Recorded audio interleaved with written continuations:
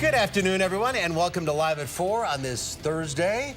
Felt like fall this morning. It did. A little warmer than yesterday, but still nice. This morning it was like in the 40s. Nice and sunny, no rain, Yes, chance to dry out. Good news for everyone. Here's what's making news on this Thursday. Floodwaters, though, from the Baraboo River continue to head downstream. Jamie Perez just got back from what it looks like today in North Freedom. Senator John McCain leaves Arizona for the last time. We'll have scenes and some speeches from today's memorial service in Phoenix, Arizona. And some New York City restaurants want you to put that phone away and pay more attention to the people across the table from you. Interesting request they're making. Good idea. Yeah, I think so too. Let's take a look outside today. It was a beautiful afternoon. It really was. The Simpsons clouds that we like to say, and nice shot. That looks a little like fall, doesn't it? Yeah, it really does. A little brownish. Almost September. More rain chances. Dana Fulton is in the backyard weather patio. We don't want to hear that, though. We don't want to hear that at all, especially since it's so lovely outside right now. We did have quite a beautiful day. Still gorgeous for our evening, but we do have some more rain chances around the corner as we look ahead into the weekend. Of course, Labor Day right around the corner. Temperatures are currently in the low 70s for us near Madison at about 73 degrees, so very comfortable, a little below average with dew points in the upper 50s. So that's where it really feels comfortable for us. Low 70s can even feel uncomfortable if those dew points creep up too much. Radar's not looking too bad. No rain threats for us, at least for the next few hours throughout central and southern Wisconsin. That's good news. It'll give us a chance to dry up a little bit. Again, that beautiful sky for us right now with the puffy Simpson clouds. I like that phrase. That works. Blue sky looking pretty good outside if you're getting ready to step out the door for your evening plans.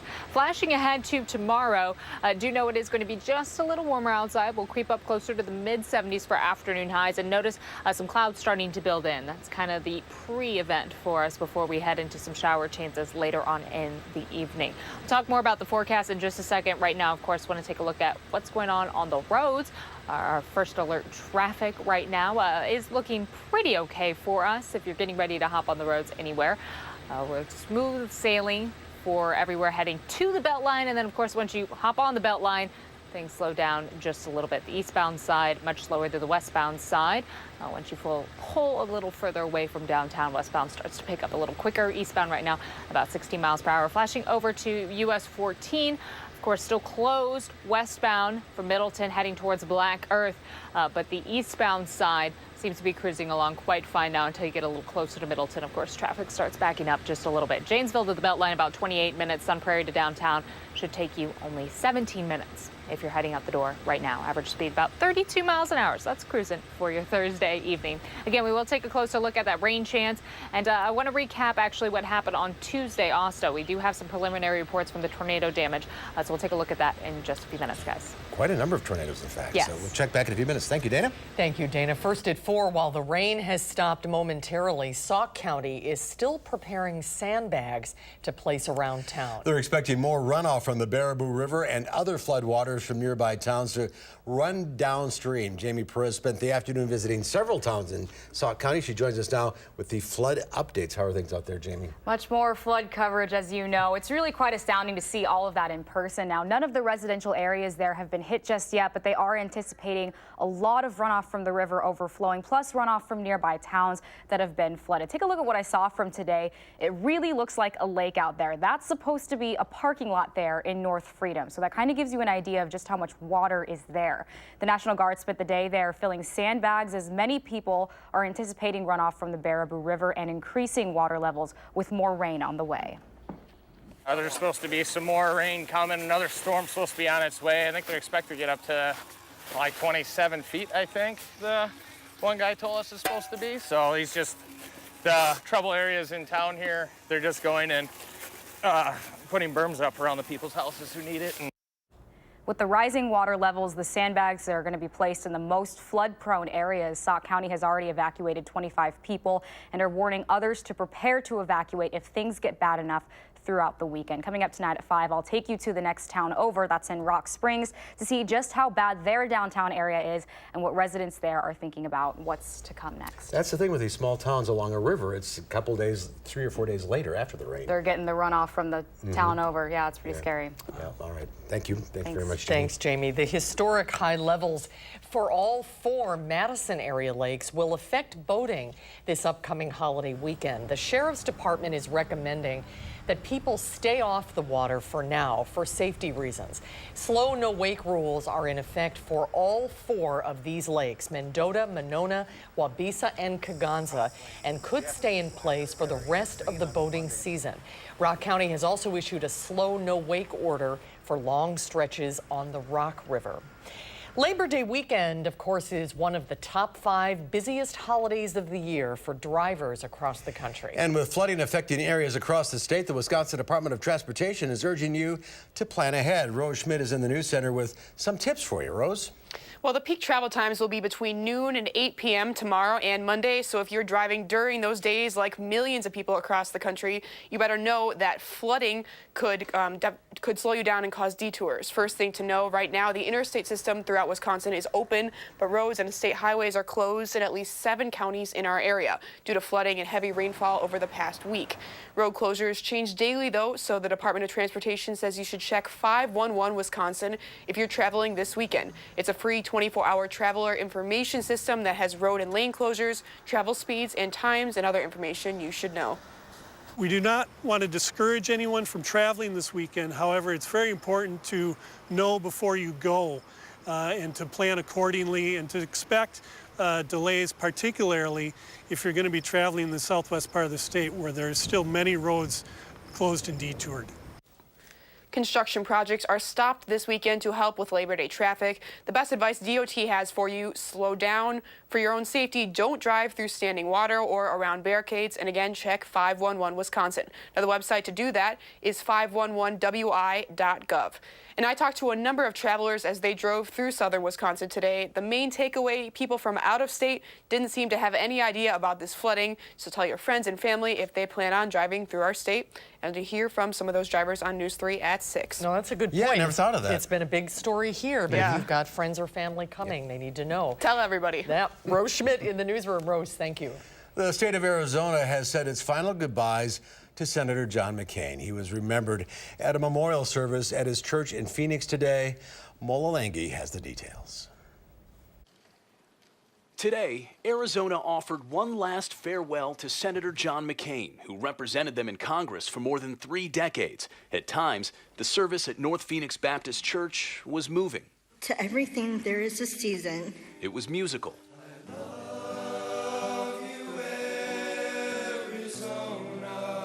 But above all, it was a celebration of a unique American statesman. Senator McCain, it's been a true honor to call you friend. Larry Fitzgerald is a wide receiver for the Arizona Cardinals. While some might find our friendship out of the ordinary, it was a perfect example of what made him an iconic figure of American politics and service to fellow man. Former Vice President Joe Biden delivered the eulogy. He said his friendship with McCain endured despite their political differences. We understood the same thing. All politics is personal. It's all about trust. And I trusted John with my life. A bagpiper played in a nod to the senator's Scottish heritage.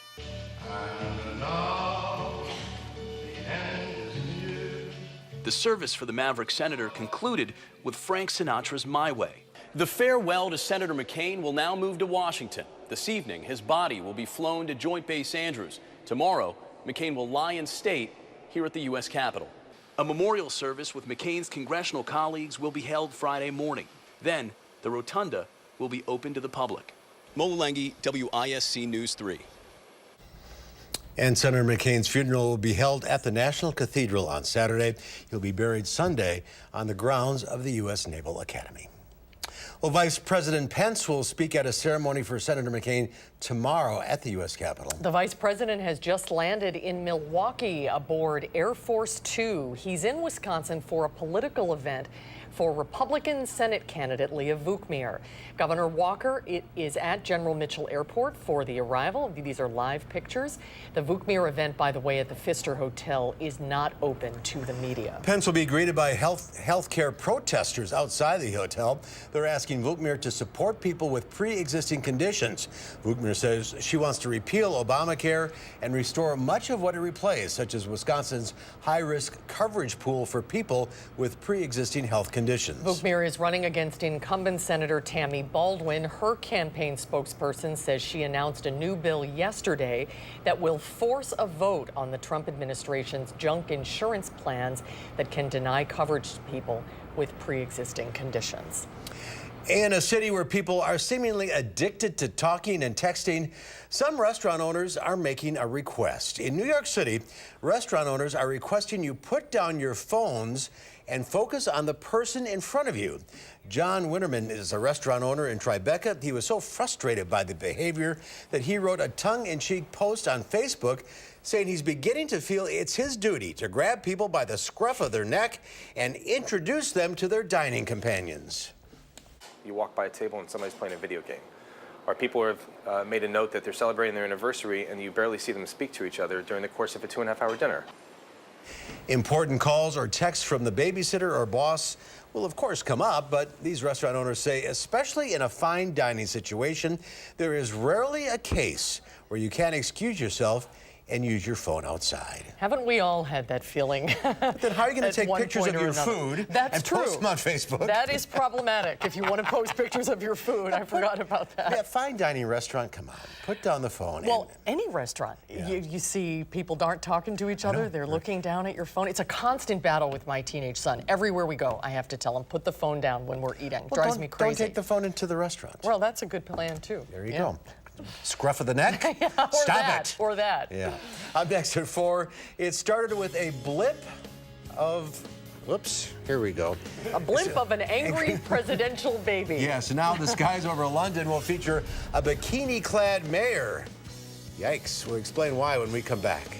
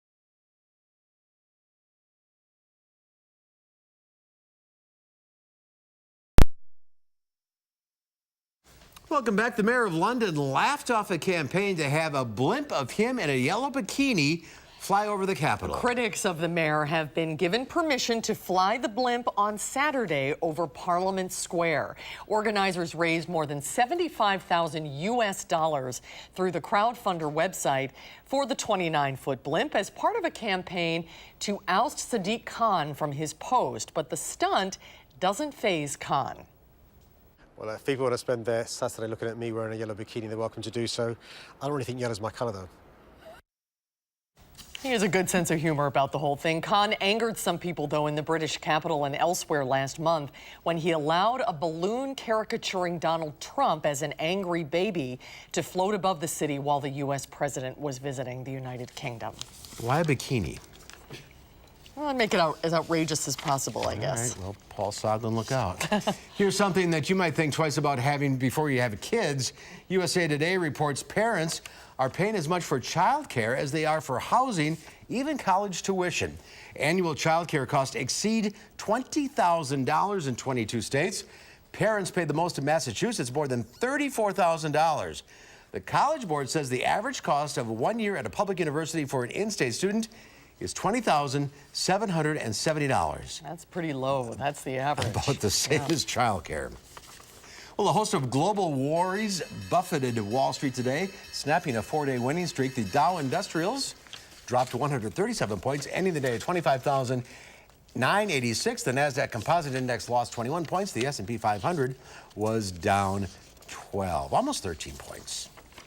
Well, it is virtually the weekend in the 608. Here with a look at what's going on around town is Emmy Fink with Weekend 608. Welcome Hi, back. Emmy. Welcome back. Thank you, guys. I miss you every time I'm not here. Well, here you are.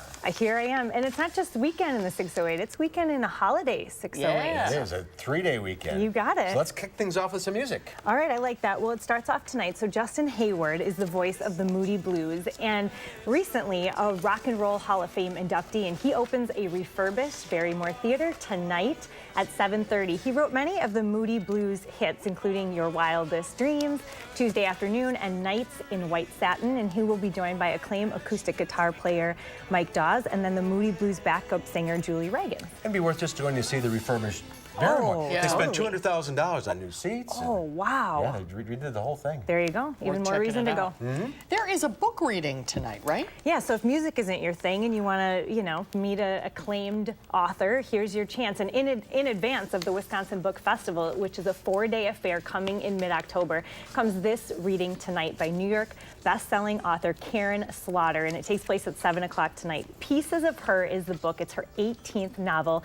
Don't miss that. It's tonight at the Madison Central Library again at 7 o'clock. And of course, the Badgers kick off their season at Camp Randall tomorrow night. But if you're not doing that, there's other things to do. Who's not doing that? Well, not. That's true. 80,000 people, and then that's I'm not it. doing it, but okay. So headlining at the, so Friday night is really the place to be if you're not going to be at Camp Randall. It's the Brew Grass Fest at Edgewater Hotel, taking place from 5 until 9. And headlining is Charlie Parr, a Minnesotan country blues singer-songwriter. And opening the fest will be Madison's no-name string band and Chicago Farmer, who is a folk musician. I love that name, Chicago Farmer. Yeah, that is a good simple. name.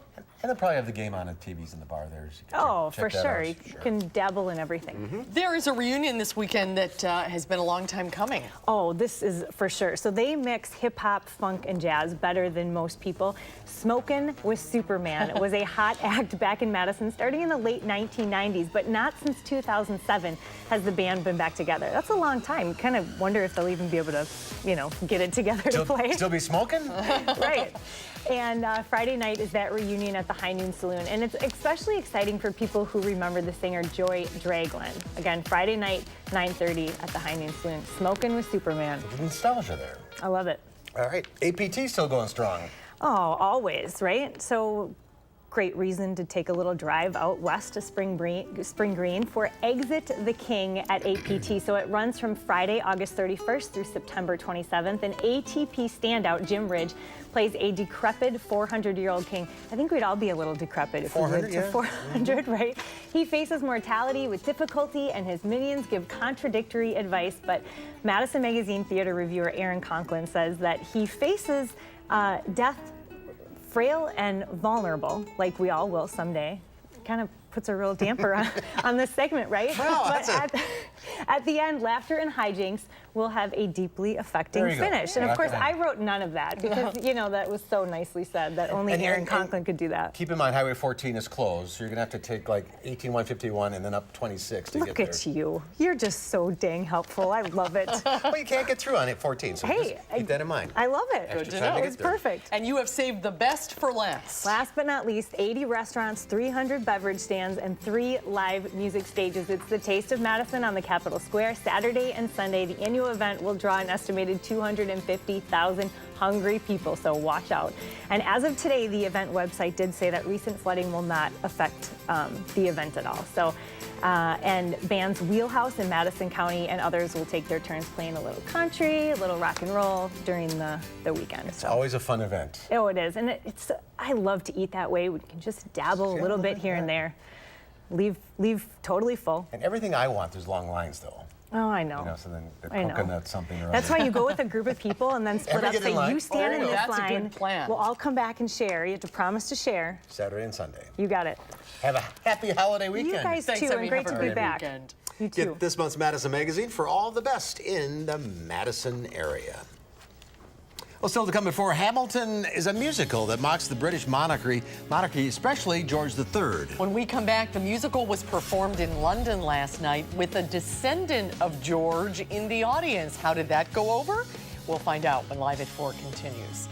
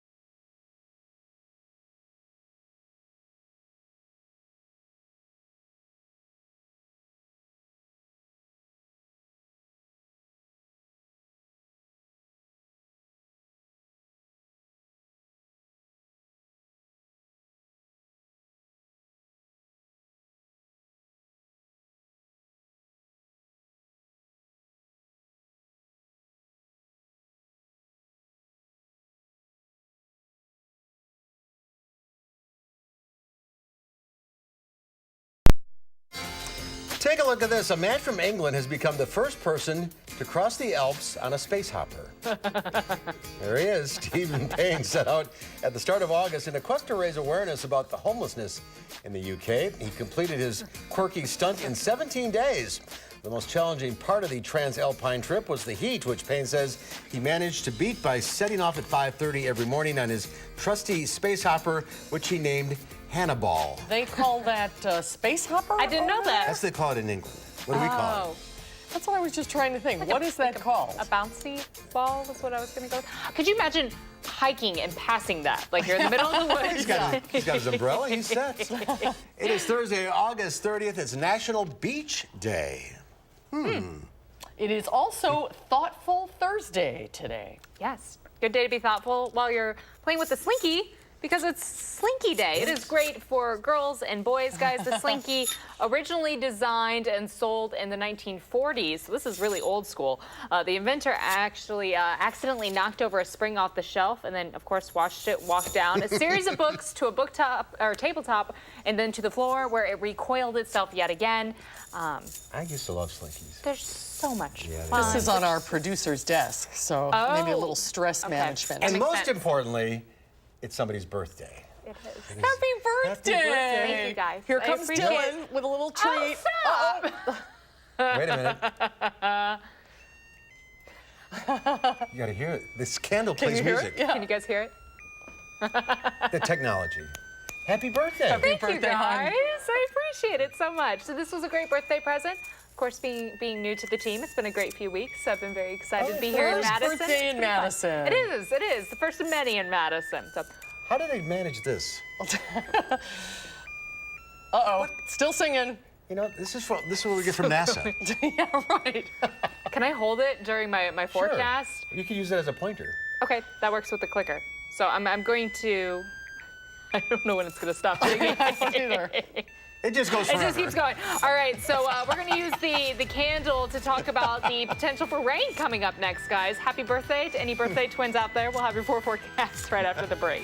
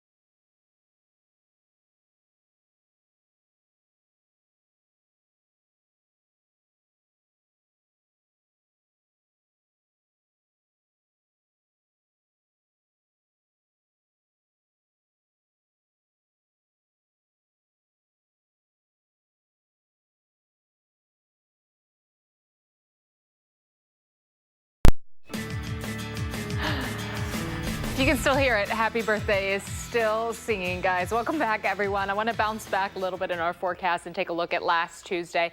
So far, 7 confirmed tornadoes for us stretching through central Wisconsin. An EF0 and south of Oakland traveled just about 0.14 miles. Our EF1s in Alto just south of Byron. In South Byron, the longest one in Brownsville traveling about 2.7 miles. And then another one east of South Byron. And then we did have an EF2 that was just west of Brownsville that traveled almost 4 miles. Again, this was Tuesday. That EF2 was just at 4:11 in the afternoon. There are still survey teams out and still reports coming out, so we'll get a little more accurate grasp on the damage and if there were any more confirmed tornadoes. But right now, we're sitting close to 7. So overall today, much different story for us. A lot of sunshine. We had a few clouds this morning, but this afternoon really looks wonderful. No rain concerns for us this evening, stretching throughout most of the Midwest, including central and southern Wisconsin and that. Flashing forward through the next few days, though, our rain concerns are going to move right back on in for us throughout the rest of the evening. Just a few clouds, but overall a pretty pleasant overnight. By tomorrow morning, we're looking at some cloud coverage kind of building back in for us and the chance for some scattered showers in the afternoon. Most of the storm potential is really going to hold off until overnight and early on Saturday. Most of us will be asleep, but we are going to have the chance to have some really heavy rainfall movements move on through after midnight into early Saturday morning around, of course, dawn. We get closer to 6:30 and 7, and that heavier rainfall is in the southeast corner of Wisconsin. Most of the day on Saturday will be cloudy with a few isolated showers still lingering. Our rainfall totals anywhere from 1 inch to 2+. Some isolated areas could even be seen close to 3 inches of rain as that line of storms comes through early Saturday. Again, that's on top of the rain that we don't need. So because of that, we do have a flash flood watch that's already been issued. Not quite in effect, though, for Friday night and all the way through Saturday until Saturday evening for much of central Wisconsin. May see that extended, but right now that watch is just for Friday night. Because of that rain, we do have 2 upcoming alert days, tomorrow and Saturday. Tomorrow really because of the threat for Friday night. Most of the day, as you just saw, looks pretty okay, but we do have that thunderstorm threat overnight. Heavy rain and some really strong winds possible. And then Saturday, those thunderstorms are going to wrap up early, but that light rain chance may linger later in the day, and then the concerns will come from Friday night. Any rain that's left over, we don't need any more at this point. Our drought status looks fantastic for us, central and southern Wisconsin, in a great place right now. Actually, as we look at our totals for the month, we should be closer to about 4.5 inches, so 4.25 inches for our total, our average. We're closer to almost 10.5 inches of rainfall. We still have one more day to get through before we can finally say it's September and restart the clock on that. Mostly clear right now. A nice, lovely view from our WISC sky cam. Overall today, high of about 73, so that was a little below average. Pretty comfortable outside, and we're currently sitting close to 73 right now. Humidity stays low, or dew point right at 57. A nice little breeze coming from the south-southeast at about 5 miles per hour. Overnight will cool down to the upper 50s, about 58 early tomorrow morning with a partly cloudy sky, and that's pretty comfortable. I'd say so, 58 overnight. By tomorrow afternoon, we're closer to average, about 76 our high for the day. Just a little breezy, and then that chance for the storms building in later on in the evening. The main storm threat during the day is going to stay to the north. The stronger storms coming through overnight. That'll be covering most of southern Wisconsin. Again, we warm up into the weekend, getting above average back into the 80s for us, and also pretty humid as we head into the start of next week. That rain chance is going to linger and then resurge by the end of next week. Temperature-wise, we stay warm for our first full week of September, and then our next weekend also staying warm for us back into the 80s. So our warm trend not going anywhere anytime soon. We don't have a big cool down all the way. We just have this nonstop rain threat, and at this point, as always, 1/4 inch, 1/2 inch, we don't need any more. Doesn't take at much. All. No, right, no. At this point. No, and we're almost to the point. We've been about double our rainfall totals. We'll see what comes through Friday night. Hopefully don't get anywhere near triple our rainfall totals for August. Some of those numbers do not look encouraging. Not at all, not at all. So we'll be keeping a close eye on that. Again, the alert day for tomorrow is really for the threat for tomorrow night. And for reference, if you pull the wick off the candle, it stops. You found out, okay. Well, Aaron figured it out. Okay. So if you want to relight it, just pull the wick off. Pull the wick. And then it'll stop. Yes. Right. You probably heard that at home throughout the entire forecast. Happy we birthday. figured it out. Happy Thank you, birthday, hon. guys. Britain's Prince Harry sang and joked with the cast of Don't Light It Again. With the cast of Hamilton after he and his wife Meghan joined audiences for a charity performance in London last night. Tom Burridge with our broadcast partner BBC News has the story. They arrived to watch a hip-hop musical which mocks the British monarchy. Hamilton is about one of America's founding fathers, Alexander Hamilton, and features the then British King, George III. Afterwards, the show's creator joked that a descendant of one of the characters was watching. You know, it would be funny if I had King George in the show. And I am sitting next to his 6th great-grandson. And the prince nearly obliged. You say...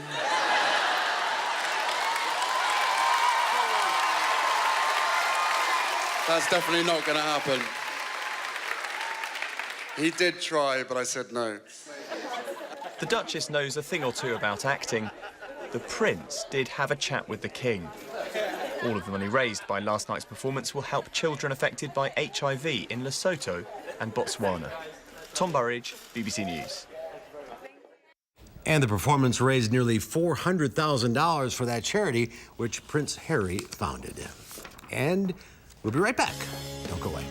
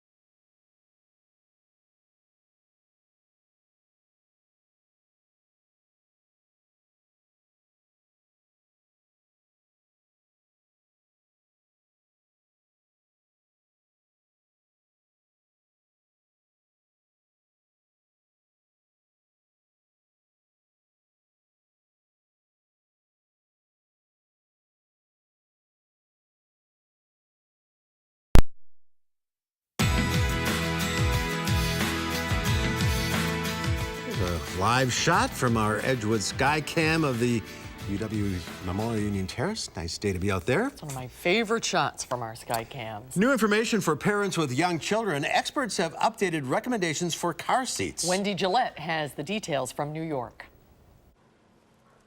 Natasha Young is mother to 5-month-old Soleil. but she's also a certified technician for Safe Kids Worldwide and teaches other parents how to properly install a car seat. She says it's vital to keep young children in a rear-facing seat, because it helps protect them in the incident of a crash. It keeps their head and their neck safe. This video shows how a rear-facing seat can absorb a simulated crash compared to one that's forward-facing. And so it's really important to keep them rear-facing as long as possible. The American Academy of Pediatrics is now updating its guidelines to reflect that. Yeah, Mommy's right there. The group used to recommend rear-facing seats until at least age 2. Now the Academy wants parents to keep children in rear-facing seats until they reach the maximum height and weight limit, even if they're older than 2. Even if their children's legs are longer than the car seat, they can easily fold their legs up into the car seat, and it's actually much safer for their legs. The new policy also recommends older kids stay in forward-facing safety seats and booster seats until they reach the max height and weight recommended by the manufacturer. When it comes to rear-facing seats, Young says parents often make the mistake of turning their kids around too soon. A lot of times they like to see their child, entertain their child, especially if their child might be a little bit more fussy. She says a little fussiness is better than putting a child at risk of being injured in a crash. Wendy Gillette, CBS News. It's good information. Yes, that has changed since. Right, it always changes. Yeah. Always evolves and changes.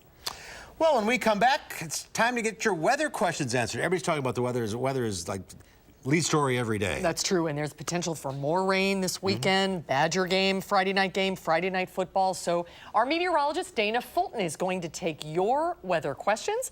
Maybe you can also ask Dana a few questions, introduce herself. Yes, absolutely. Since she's the newest member of our team. The number to call if you have a question is 270-9933. We'll get to your calls right after the break. 270-9933. Stay with us.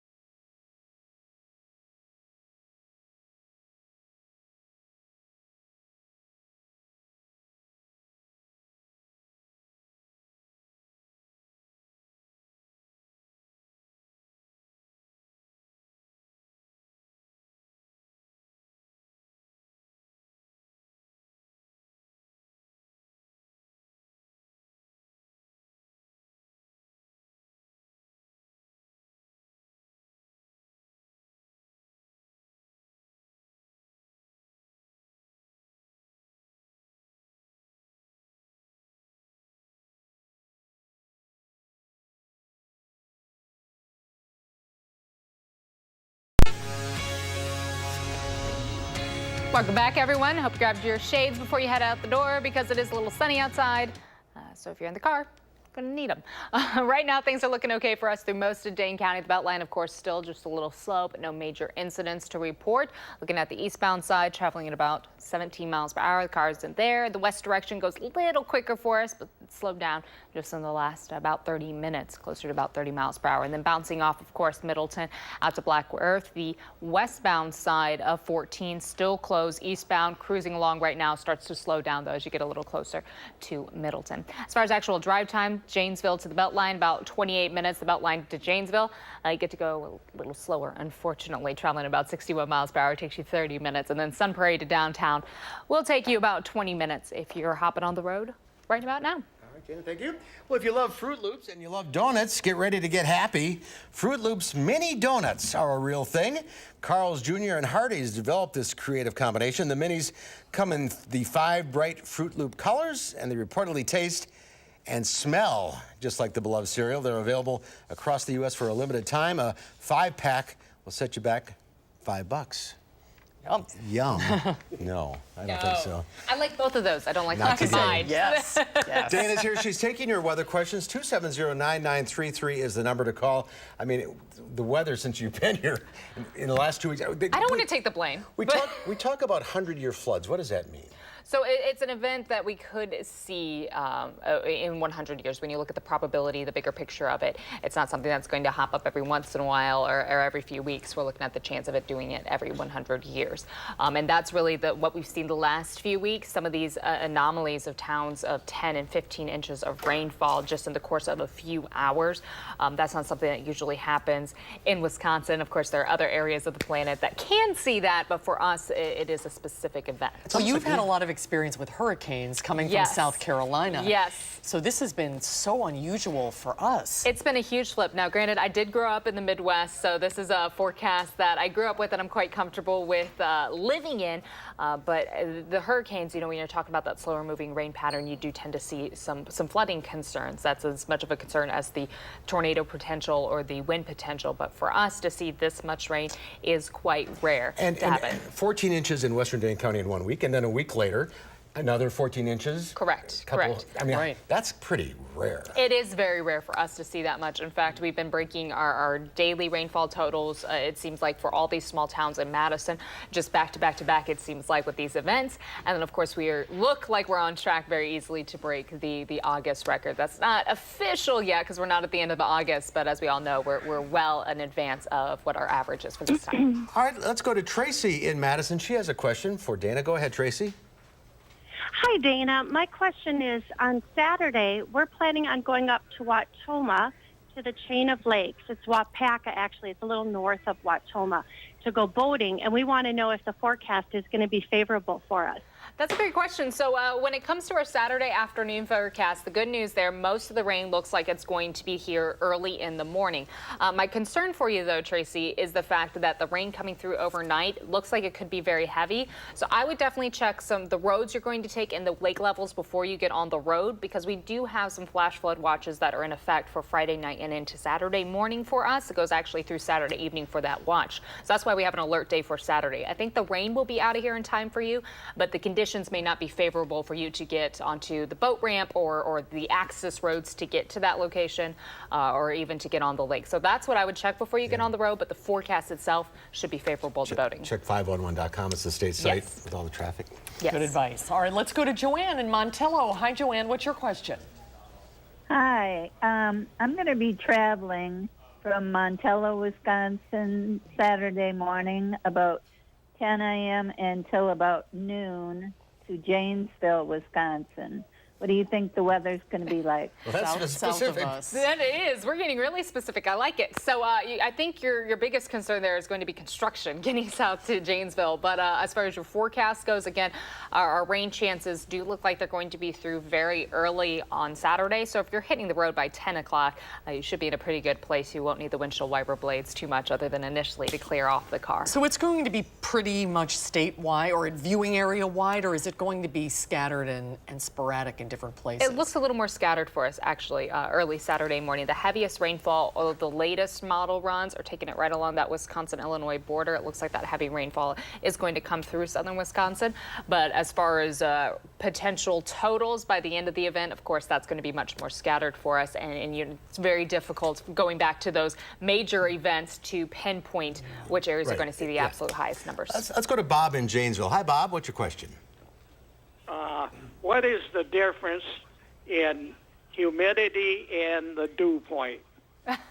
All right, so when we're talking about humidity, it's a relationship between what the dew point and the temperature is at. Because if our dew point is at 50 or 60, but our temperatures are in the 90s, then that's not too bad. That's very comfortable. But when our dew points are at 65 and our temps are at 65, then it's going to feel stickier outside, and we're talking about a fog concern. So our humidity is that relationship between the two. That humidity percentage, it's a little more accurate feeling for us as humans for what we're going to feel on our skin. If I'm just tossing out dew point temperatures, that's not really a good measure for how comfortable it is outside unless you tie in the temperatures along with it. We don't have time for Deborah in DeForest, but she wanted to know how much snowfall. How much snowfall, Well, Deborah? because It's August. Because of the Farmer's Almanac. The Farmer's Almanac prediction came out and said it was Yes. going to be cold and snowy this winter. That's the Farmer's Almanac. I know. Did the Farmer's Almanac also say we're going to have record-breaking rain in August? No, I because don't that's what I think of the Farmer's Almanac. Thanks, everyone, for calling in. Thank you. A lot of questions. People concerned about driving around. So Yes, it sounds like it. Be careful out Yep. there. Yep. All right. Thanks, Dana. Yeah, of course. Anytime. And she has a recap of the forecast right after this. I do. Don't go away. Okay.